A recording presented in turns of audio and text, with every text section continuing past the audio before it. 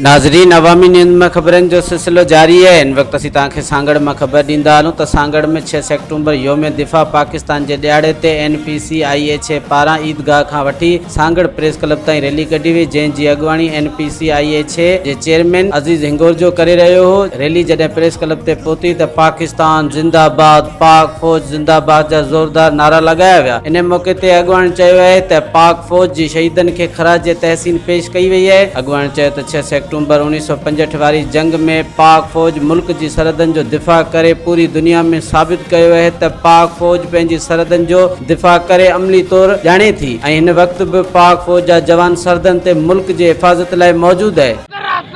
खून चाहिएगा, हम अपनी खून तो क्या, हम अपने सिर कटवा देंगे, हम अपनी जानें दे देंगे, पीछे नहीं हटेंगे। पाकिस्तान हमारा मुल्क है, हम उससे मोहब्बत और प्यार करते हैं। मज़ीद खबरों और तफसीलात के लिए विजिट करें हमारी वेबसाइट www.awamiNewsHD.com।